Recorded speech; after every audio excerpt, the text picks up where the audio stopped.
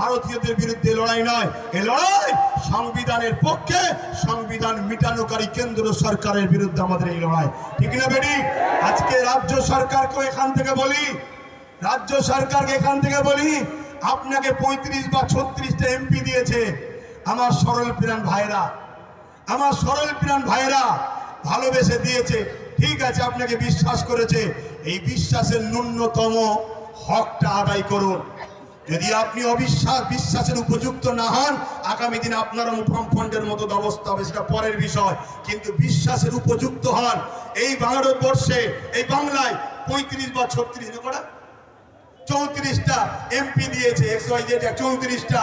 মনে রাখবেন, বিল অকবার নিলে হবে না।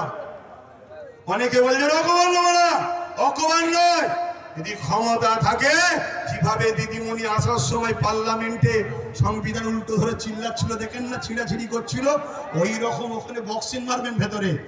কথা বুঝছেন না, বোঝেন না? শেষবার চান্স দিচ্ছি, শেষবার চান্স দিচ্ছি। এই লড়াই সংবিধানকে বাঁচাবার লড়াই, শুধু মুসলমানদের লড়াই নয়, সংবিধানকে বাঁচাবার লড়াই। আপনি সংবিধানের স্বার্থে করেন, আমাদের ভালো যদি নাও চান, কমসে কম সংবিধানকে তো ভালোবাসেন, সংবিধানের স্বার্থে করেন।